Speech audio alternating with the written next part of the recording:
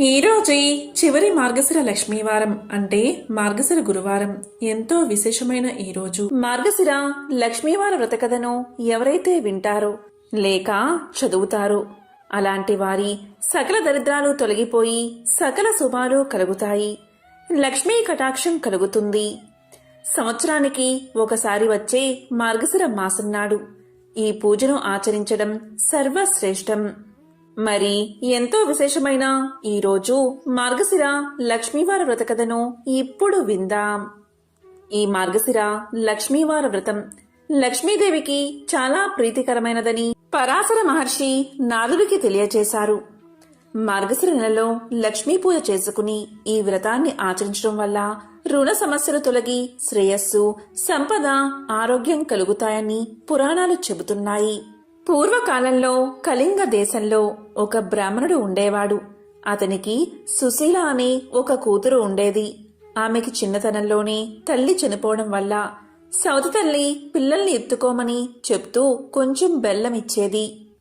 ఆ సుశీల సవతి పిల్లలను ఆడిస్తూ ఇంటి వద్ద సవతి తల్లి మార్గశిర లక్ష్మీ పూజ చేయడం చూసి ఆమె కూడా మట్టితో మహాలక్ష్మిని చేసి జిల్లేడు పూలతో ఆకులతో పూజ చేసి ఆడుకోమని ఇచ్చిన బెల్లాన్ని నైవేద్యంగా పెడుతూ ఆడుకునేది సుశీల. ఇలా సుశీల పెరిగి పెద్దదై యుక్త వయస్కు వచ్చింది. తరువాత కొన్ని రోజులకు ఆమెకు వివాహం జరిగింది. అత్తవారింటికి పోతూ తాను తయారు చేసుకున్న లక్ష్మీదేవి మట్టి బొమ్మను కూడా సుశీల వెంట తీసుకుపోయింది. ఆమెతో మహాలక్ష్మి కూడా వెళ్లిపోయింది. అందువల్ల అత్తవారింట ఆమెకు సకల సంపదలు కలిగాయి.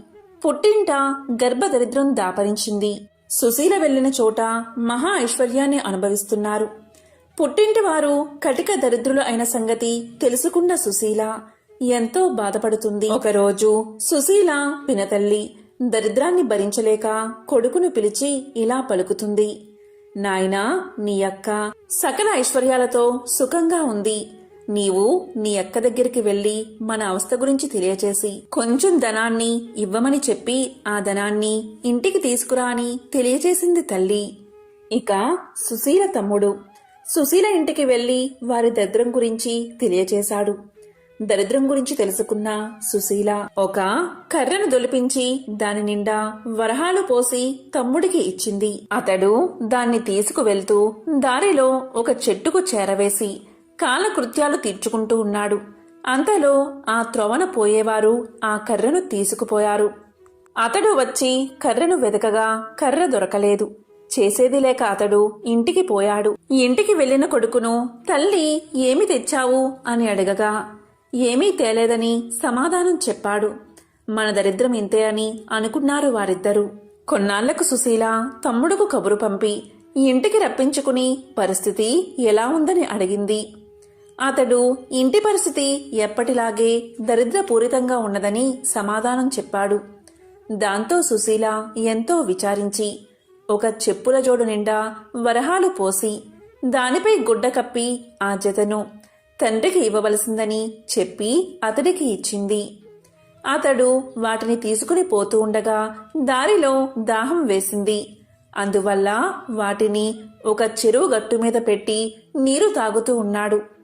అంతలో ఒక కుక్క జోళ్ల వాసన పసిగట్టి వాటిని నోటకరుచుకుని పారిపోయింది.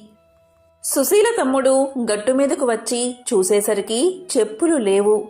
వెతికి వెతికి అవి ఎక్కడా కనబడకపోవడం వల్ల అతను ఇంటికి చేరుకున్నాడు.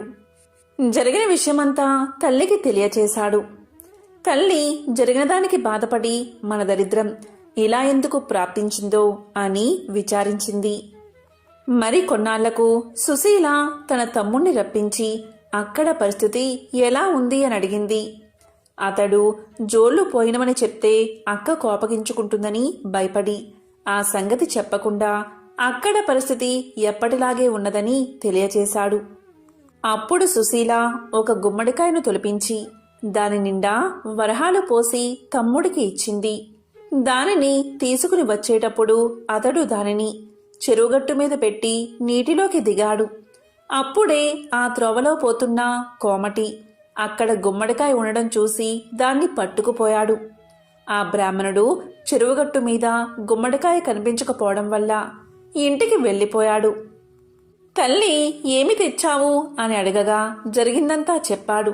తల్లి ఎంతో బాధపడింది. సుశీల కొంతకాలముండి పుట్టింటి సంగతులు తెలుసుకోవడానికి వెళ్ళి మార్గశిర కనక మహాలక్ష్మి నోము పడితే వారి దరిద్రం తీరుతుందని తలచి తల్లిదండ్రులను తన ఇంటికి తీసుకువెళ్ళింది. ఒకరోజు ఆమె తల్లితో ఇలా పలికింది. అమ్మా, ఈవేళ మార్గశిర లక్ష్మీవారం కాబట్టి మనం నోము నోచుకోవాలి. నీవు ఎంగిలి పడకు అని చెప్పింది. దానికి తల్లి అలాగే అని పిల్లలకు చద్దన్నం పెడుతూ అలవాటు ప్రకారం ఒక ముద్దను నోట్లో వేసుకుంది. అంతలో కుమార్తె వచ్చి నోము నోచుకోవడానికి స్నానం చెయ్యమని పిలిచింది. అప్పుడు తల్లి సుశీలతో ఇలా చెప్పింది. అమ్మా సుశీల, పిల్లలకు చద్దన్నం పెడుతూ మర్చిపోయి ఒక ముద్ద నోట్లో వేసుకున్నాను అని చెప్పింది. అది విన్న సుశీల ఎంతో బాధపడి తాను మాత్రమే నోము నోచుకుంది.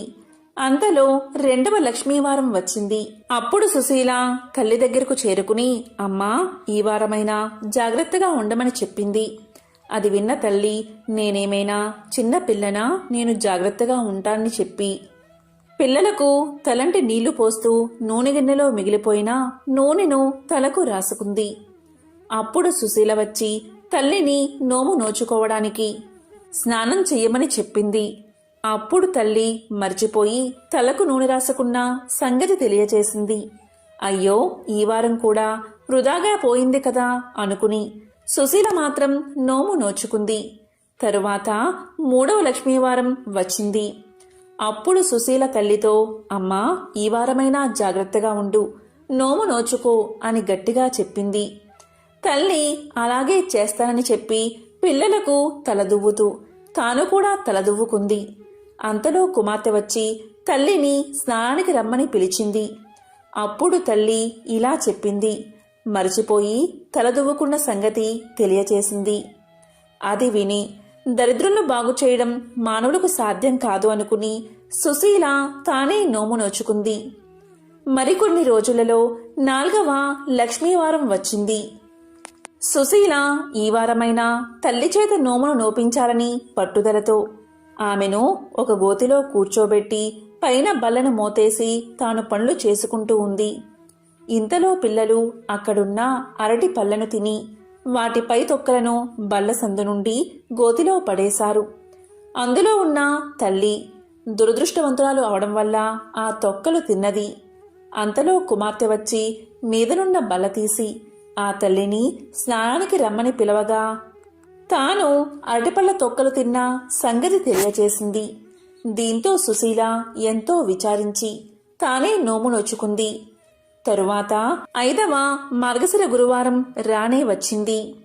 అప్పుడు సుశీల తన తల్లి తన చెంగుకు ముడేసుకుని తన వెంట ఆమెను తిప్పుకుంటూ పనులన్నీ ముగించుకున్న తర్వాత ఆమెకు కూడా స్నానం చేయించి నోము నోపించింది. కూతురు పూర్ణపు కుడుములు నైవేద్యం పెట్టినప్పుడు మహాలక్ష్మీదేవి స్వీకరించి తల్లి పెట్టినప్పుడు మాత్రం స్వీకరించలేదు.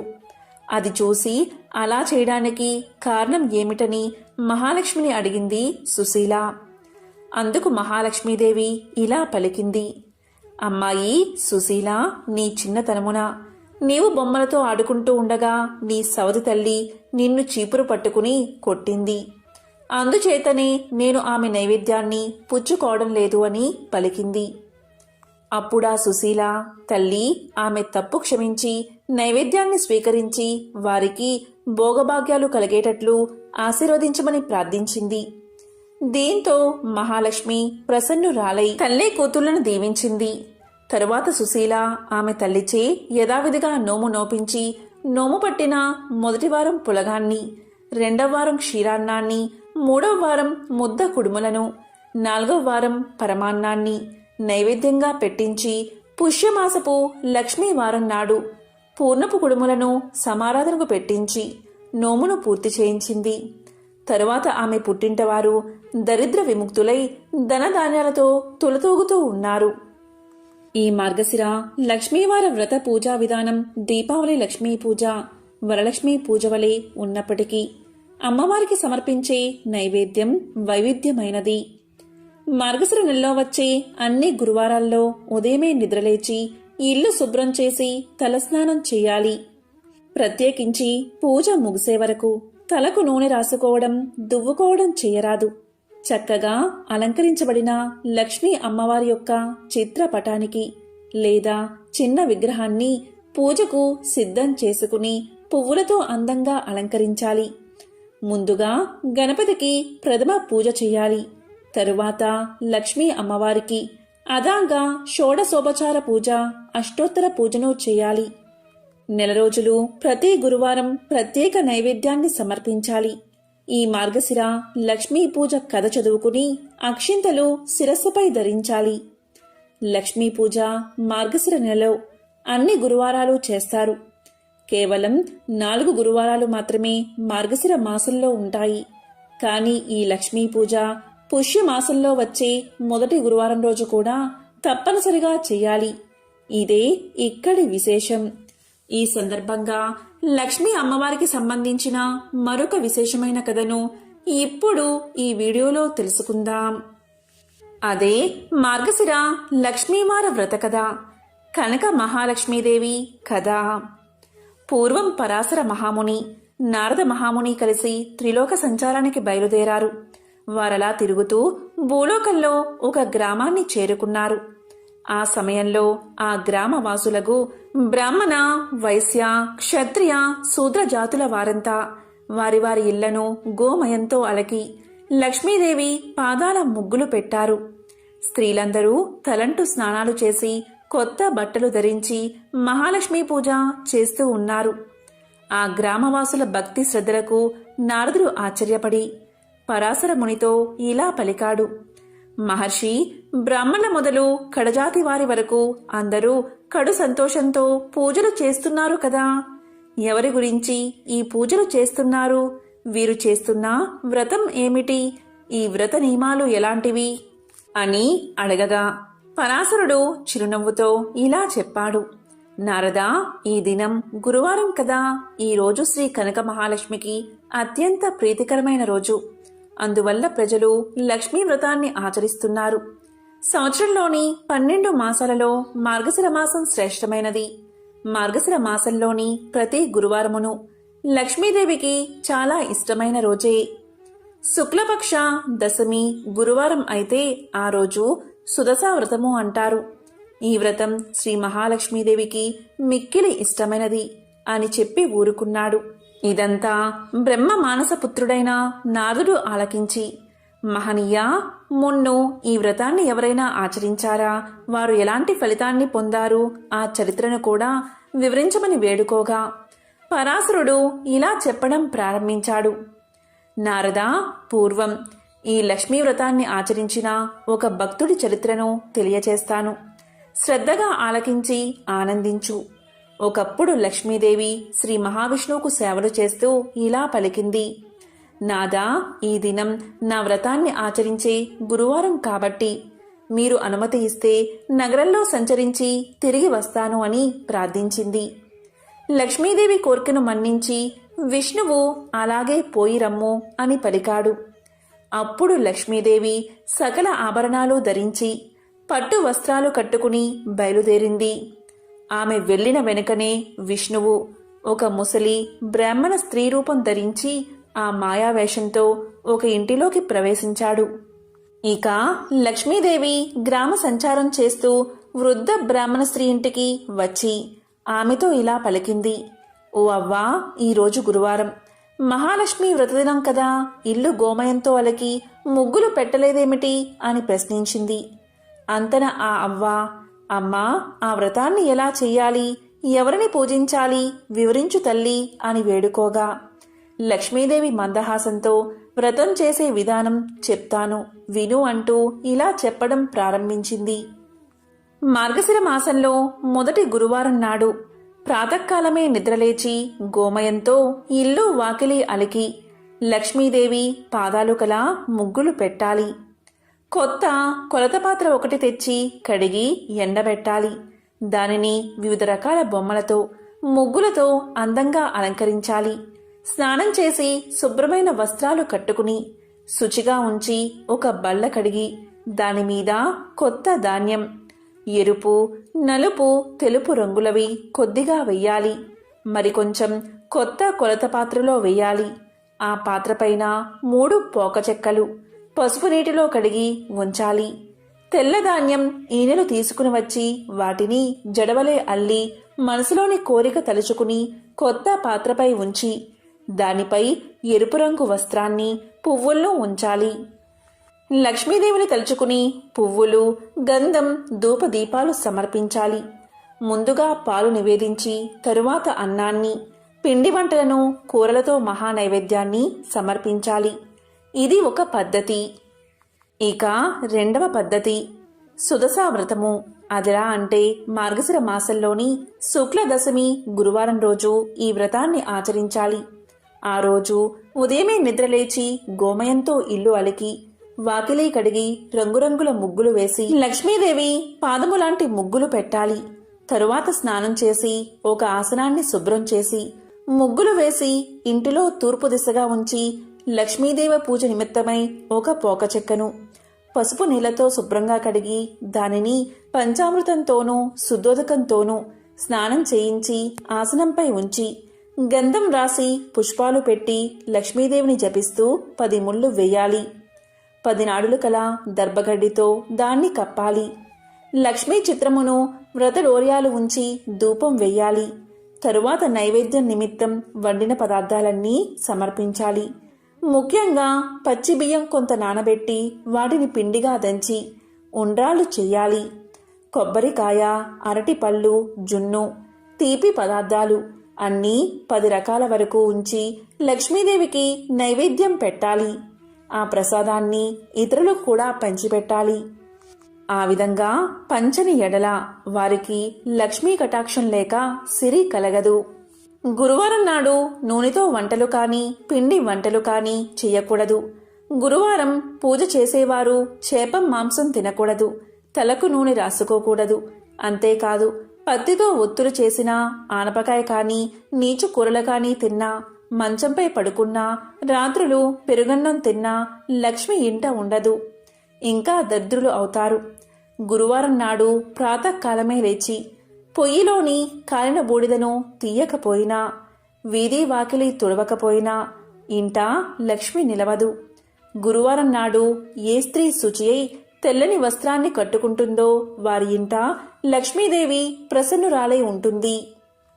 ఏ స్త్రీ గురువారం నాడు పిల్లలను తిట్టడం, కొట్టడం చేస్తుందో, ఇల్లు వాకిలి శుభ్రం చేయదో, వంట సామాన్లు అంట్లో తోమదో, సాయం సమయమున గుమ్మం దగ్గర సంధ్యాదీపం ఉంచదో, ఆ స్త్రీ ఉన్న ఇంట ఒక్క క్షణమైనా లక్ష్మి ఉండకపోగా ధనహాని, సంతానహాని కలగజేస్తుంది.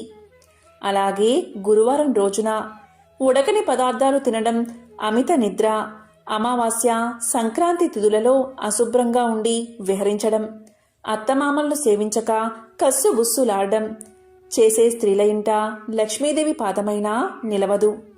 ఇంకను భోజనానికి ముందు తరువాత కాళ్ళు, చేతులు, ముఖం ఏ స్త్రీ కడుక్కోదో, ఏ స్త్రీ ఇతరులతో మాట్లాడుతున్నప్పుడు చీటికి మాటికి నవ్వుతూ ఉంటుందో, ఏ స్త్రీ బూడిద గుమ్మడికాయను కోస్తుందో అలాంటి స్త్రీలు నీచ బుద్ధి కలవారై అన్న వస్త్రాలకు దూరమైపోతారు. ఏ వనిత గురువారం నాడు ధర్మం చేయక, పూజలు చేయక పురుష సాంగిత్యాన్ని కోరుకుంటుందో ఆమె పాపకోపమునకు పోవడమే కాదు, బతికినన్న రోజులు తిండికి మొహం వాసిపోయేదిగా అయిపోతుంది.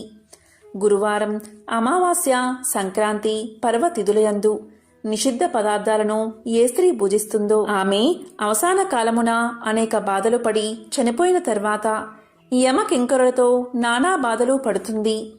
జ్ఞానవంతురాలైన ఏ స్త్రీ ఆ 3 రోజుల్లో భక్తితో దైవసేవలు, ఒక పూట భోజనం, కలిగినంతలో దానధర్మాలు చేస్తుందో అటువంటి స్త్రీకి ధనధాన్యాలు, పుత్ర సంతానం, సంతానాభివృద్ధి కలుగుతాయి.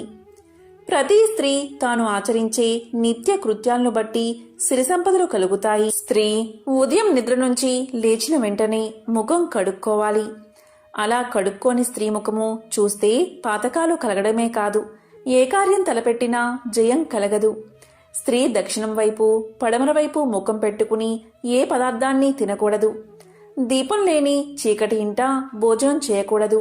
చీకటి పడిన తర్వాత నూనె రాసుకోకూడదు. మాసిన కట్టుబట్టలను ఎక్కడ పడితే అక్కడ పడవేయకూడదు.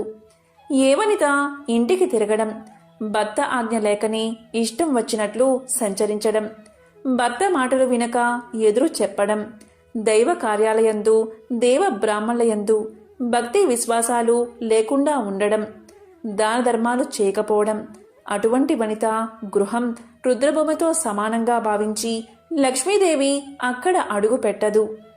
ఉత్తమ స్త్రీ భర్తను సేవించి భర్త అనుజ్ఞ ప్రకారం నడుచుకుంటుంది. అతిథి సత్కార్యాలు చేస్తూ అత్తమామలను సేవిస్తూ విడవకుండా ఆచరిస్తుంది. తన బిడ్డ పరాయి బిడ్డ అని వివక్షతను చూపక అందరికీ సమానంగా వడ్డిస్తుంది. భర్త సుఖమే తన సుఖం, భర్త కష్టమే తన కష్టమనే భావనతో మెలుగుతుంది. అలాంటి ఇంట లక్ష్మీదేవి సంతోషించి కలకాలము ఆ ఇంట్లో ఉంటుంది. నారద ఈ విధంగా మహాలక్ష్మి ఆ వృద్ధ బ్రాహ్మణ స్త్రీకి గురువార వ్రతాన్ని ఆచరించే విధానం చెప్పి ప్రతి వీధికి ప్రతి ఇంటికి వెళ్లి చూసింది. కాని అప్పటికి ఏ స్త్రీ కూడా నిద్ర నుండి లేవలేదు. కాలకృత్యాలు తీర్చుకోలేదు. తలలు విరబోసుకుని వంటిమీద బట్ట సరిగ్గా లేక గుర్రుపెట్టి నిద్రపోతున్నారు. అప్పుడు లక్ష్మీదేవి వారందరినీ చూసి అసహ్యించుకుని ఒక మాలపల్లెకు వెళ్ళినది. ఆ పల్లెకు ఒక మూల బీద హరిజన స్త్రీ ఉన్నది. ఆమె ప్రతిరోజు ప్రాతకాలంలోనే లేచి గోమయం తెచ్చి ఇల్లు వాకిలి శుభ్రం చేసుకుని బియ్యపిండితో ముగ్గులు పెట్టి లక్ష్మీ పాదాల చెంత దీపం పెట్టి బియ్యాన్ని ఉంచి ధూపదీప నైవేద్యాలు సమర్పించి పద్మాసనంలో కూర్చుని లక్ష్మీదేవిని ధ్యానిస్తూ ఉండేది. తాను వెళ్లేసరికి ఆ స్త్రీ భక్తితో పూజలు చేస్తూ ఉన్నందున మహాలక్ష్మీదేవి సంతోషించి ఆ పరిశుభ్ర స్థలమున తన 2 పాదాలు ఉంచి ఆమెతో ఇలా పలికింది. ఓ భక్తురాలా, నేటితో నీ కష్టాలు తీరగలవు. నీవు దుఃఖింప పనిలేదు. నీ నిశ్చల భక్తికి నేను ఎంతగానో సంతోషించాను. నీకేం కావాలో కోరుకోమని పలకగా శ్రీ మహాలక్ష్మి సాక్షాత్తు దర్శనం చూడగానే ఆమె నోట మాట రాక ఎవరాన్ని కోరుకోలేకపోయింది. మళ్లీ లక్ష్మీదేవి ఇలా పలికినది. మరలా లక్ష్మీదేవి ఇలా అన్నది. నీవు బ్రతికి ఉన్నాళ్లను అష్ట ఐశ్వర్యాలతో తులతూగిదువుగాక, జన్మాంతరమున వైకుంఠానికి వచ్చదువుగాక. నా వ్రతాన్ని ఆచరిస్తూ ఉండు. నీకు శ్రీహరి అనుగ్రహం కూడా కలుగుతుందని చెప్పింది.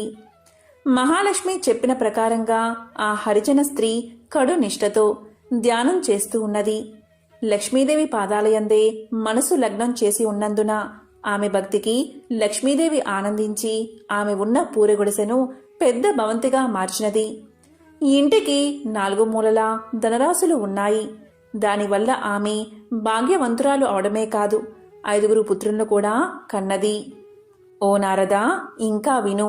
ఆ హరిజన స్త్రీకి లక్ష్మీదేవి ఐశ్వర్యాన్ని కలిగించిందంతా బలరాముడు తన దివ్య దృష్టి వల్ల తెలుసుకుని విష్ణుమూర్తి వద్దకు వెళ్లి ఇలా పలికాడు. లక్ష్మీదేవి మాల పల్లెకుపోయి అంటరాని మాల స్త్రీకి సిరి సంపదలు ఇచ్చినందున మహానేరం చేసింది. కాబట్టి లక్ష్మిని నీ మందిరంలోకి రానివ్వదని తెలియచేశాడు.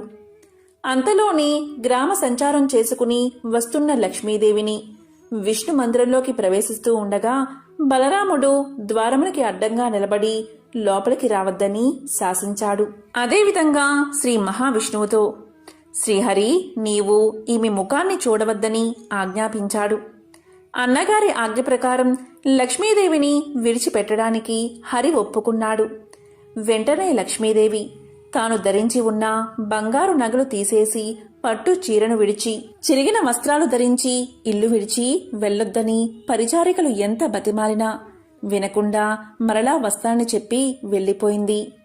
ఆమె వెళ్ళిపోయిన తర్వాత బలరాముడు శ్రీహరితో కలిసి మందిరంలోని ప్రతి గదిని చూడగా అన్ని గదులు వెలవెలబోతూ ఉన్నాయి. ధనాగారంలో ధనం లేదు. వస్తు సామాగ్రి అంతా మాయమైపోయింది. వంటలు వండడానికి పదార్థాలు లేవు. బంగారు బిందెలు మట్టి కుండలుగా మారిపోయాయి. ఆఖరికి తాగడానికి పాత్రగాని నీరుగాని లేకపోవడం వల్ల దాహంతో ఉపవాసం ఉండి నిద్రపోయారు. మరునాడు ప్రాతకాలమున ముఖం కడుక్కోవడానికై నీరు దొరకలేదు. ఇక వారిద్దరికీ ఏమీ తోచలేదు. అంత బలరాముడు జగన్నాథుడైన విష్ణుమూర్తితో ఇలా పలికాడు: తమ్ముడు, మనం నిన్నటి రోజున ఆహారం తీసుకోలేదు. చాలా నీరసపడిపోయి ఉన్నాము. ఈ రోజైనా తిండి తినకపోతే ఎలా బతుకుతాము? అన్నీ కొరతగా ఉన్నాయి. కాబట్టి మనం బిచ్చమెత్తైనా ప్రాణాలు నిలబెట్టుకోవాలి. కాబట్టి ఇద్దరం బయలుదేరదాం రమ్మని అనగా జగన్నాథుడు అంగీకరించాడు. ఈ ఇద్దరూ సాధు వేషాలు వేసుకుని భిక్షాటనకు బయలుదేరారు. వారు ఎవరింటికి వెళ్లి అడిగినా వారు కపట సన్యాసులు, చోరులు అని ఒక్కరూ భిక్ష పెట్టలేదు. కసరి పొమ్మన్నారు. అలా వారిద్దరూ తిరుగుతూ ఒక షావుకారు ఇంటికి వెళ్లి భిక్షాందేహి భిక్షాందేహి అని అన్నారు. వెంటనే ఆ షావుకారు వారిద్దరినీ ఆదరించి కూర్చోబెట్టి భోజన పదార్థాలు తేవడానికి లోపలికి పోయి చూడగా పదార్థాలన్నీ మాయమైపోయాయి. దానితో బలరామకృష్ణుడు ఆకలి బాధతో తూలిపోతూ ఒక చెరువు దగ్గరకు చేరుకున్నారు. ఆ కొలను నిండా పద్మాలు విరబూసి ఉన్నాయి. సరే, వీటి తూడికాయలను తిని ఇప్పటి ఆకలి బాధ తీర్చుకుందామని చెరువులోకి దిగగా ఆ చెరువు నీరంతా ఎండిపోయింది. చేసేది లేక వారు నిరాశతో వెళ్లిపోయారు. అలా వెళ్ళగా వెళ్ళగా ఒక తపస్సాలి కుటీరం కనబడింది. అతన్ని సమీపించి ఆకలి తీరడానికి ఏదైనా పెట్టమని అడిగారు. ముని తాను తినడానికి ఉంచుకున్న పాలు, అన్నము ఇవ్వబోగా ఆ పాత్రలోని అన్నం, పాలు మాయమైపోయాయి. ఇక చేసేది లేక వారిద్దరూ సముద్రం వైపుగా వెళ్లారు. సముద్రమున నిత్యానందుల స్వాముల వారి ఆశ్రమం కనిపించగా అక్కడికి చేరుకున్నారు. అక్కడ అన్న వస్త్రాలకు లోటు లేదు. ఎవరైనా ఆ ఆశ్రమంలో ఎన్ని రోజులైనా ఎంత భోంచేసినా అక్షయపాత్ర వలె తరగదు. కాని బలరామ జగన్నాథ స్వాములు అక్కడకు వెళ్ళగాని లక్ష్మీదేవి ఏ పదార్థాలు లేకుండా చేసింది. దాంతో అన్నదమ్ములిద్దరూ అక్కడి నుండి బయలుదేరి మరొక భవనాన్ని చేరుకున్నారు. అది లక్ష్మీదేవి నివసిస్తున్న భవనం. చాలా రోజుల నుండి తిండి లేక నీరసించి ఉన్న వారిద్దరినీ లక్ష్మీదేవి చూసినది, జాలి పడినది. వెంటనే ఆమె స్వయంగా పిండి వంటలతో భోజనం తయారు చేసి దాసదాసీల చేత వారికి స్నానానికి నీరు పెట్టించి చెలికత్తెల ద్వారా వారికి భోజనాన్ని వడ్డించింది. బలరామ జగన్నాథులిద్దరూ సంతృప్తిగా భోజనం చేసి బయట ఉన్న అరుగు మీద పడుకున్నారు. కాని వారికి నిద్ర పట్టలేదు. ఆ ఇల్లు, ఆ ప్రాంతం, ఆ వంటకాలు అన్నీ వింతగా తోచాయి. వారు ఆలోచిస్తున్నారు. అంతలో ఒక చెలికత్తె వచ్చి, ఓ స్వాములారా, మీదే గ్రామం, ఎందుకు ఎక్కడికి పోతున్నారు? మీకు భార్యాబిడ్డలు ఉన్నారా? ఇలా ఎందుకు తిరుగుతున్నారు అని అడగగా ఏమి చెప్పాలో తోచక వారు ఒకరి ముఖం ఒకరు చూసుకున్నారు. అంతా సర్వేశ్వరుడైన శ్రీహరి ఇలా చెప్పాడు: నేను శ్రీహరిని, ఇతడు నా అన్న బలరాముడు. మా తొందరపాటు వల్ల నా ఇల్లాలైన లక్ష్మీదేవిని ఇంటి నుండి వెళ్ళగొట్టి ఈ కష్టాలు తెచ్చుకున్నాము. ఏ స్త్రీ వల్ల అష్ట ఐశ్వర్యాలు కలుగుతాయో, ఏ నారీమణి కరుణా కటాక్షాల వల్ల వంశాభివృద్ధి కలుగుతుందో, ఏ వనితామణి ఎల్లవెల్లయందు తనను నమ్మి కొలిచిన వారి ఇండ్లయందే మెలుగుతూ ఉంటుందో అటువంటి లక్ష్మీదేవి మమ్మల్ని విడిచి వెళ్లిపోయింది. అప్పట్నుంచి మాకు దారిద్రము, కష్టాలు కలిగాయని తెలియచేశాడు. ఆ దాసి వల్ల ఆ ఇల్లు లక్ష్మీదేవి మందిరమే అని తెలుసుకుని వారు చాలా ఆనందించారు. బలరాముడు విష్ణువుతో, సోదరా, నీవు లక్ష్మీ వద్దకు వెళ్లి మనం చేసిన తప్పును క్షమించమని అర్థించు అని చెప్పి లోనికి పంపించాడు. శ్రీహరి లోపలికి వెళ్ళగానే లక్ష్మీదేవి భర్తను చూసి నమస్కారం చేసి అతని పాదాలు కడిగి ఆ నీటిని తన తలపై చల్లుకుని పువ్వులతో పూజించి ఇలా పలికింది: నాదా, మీ అన్నదమ్ములిద్దరూ కలిసి నన్ను ఇంటి నుండి వెళ్ళగొట్టారు కదా, ఇప్పుడెలా నా ఇంట భోంచేశారు? చండాలపు దాని ఇంటికి ఎలా వచ్చారు? ప్రాణాలు పోసినప్పుడు జాతి కులభేదాలు అడ్డురాకూడదా అని నిష్ఠూరాడింది. అప్పుడు శ్రీహరి చిరునవ్వుతో, ప్రియా, మేమిద్దరం బిచ్చమెత్తుకోవడం అంతా తెలుసుకున్నారు. నీవు భోజనం పెట్టడం కూడా అందరూ చూశారు. మాకు శిక్ష సరిపోయినది. నీవు లేనందున వైకుంఠం చిన్నబోయినది. నిన్ను వదిలినందున మాకు అన్ని లోపాలే జరిగాయి. కాబట్టి మా వెంటరా, వైకుంఠానికి పోదాము అని పలకగా శ్రీహరి మాటపై లక్ష్మీదేవి ఆ ఇంట అడుగుపెట్టగానే అన్నీ యథాప్రకారంగా మారిపోయాయి. ధనాగారమంతా ధనంతోనూ బంగారంతోనూ నిండిపోయింది. వస్తు వాహనాలతో, దాసీ జనాలతో, భక్తకోటితో వైకుంఠం కలకల్లాడింది. కాబట్టి ఓ నారద, గురువారం నాడు లక్ష్మీ పూజ చేసి ఈ పురాణాన్ని చదివినా లేక విన్నా అలాంటి వారికి వెనుకటి జన్మలో చేసిన పాపాలు నశించి మోక్షం కలగడమే కాక 1,00,000 గోదానాలు చేసినంత ఫలితం కలిగి మరుజన్మయందు అష్ట ఐశ్వర్యాలతో తులదూగుతారు. ఈ లక్ష్మీ పురాణ పఠనం ప్రతి మానవుడు ముక్తిని పొందడానికి మార్గదర్శకం కాగలదు అని పరాశర ముని నారదులకు శ్రీ లక్ష్మీ పురాణాన్ని ఇలా వివరించాడు. కాబట్టి ఎంతో పవిత్రమైన విశేషమైన ఈ మార్గశిర గురువారం రోజు అంటే మార్గశిర లక్ష్మీ వారం రోజు ఎవరైతే ఈ కథను వింటారో లేక చెప్తారో అలాంటి వారి జన్మల పాపాలు తొలగి కోటి జన్మల పుణ్యం వస్తుంది. అష్ట ఐశ్వర్యాలు, భోగభాగ్యాలు కలుగుతాయి. ఓం నమో నారాయణాయ. ఓం శ్రీ మహాలక్ష్మియే నమః. ఓం నమః శివాయ.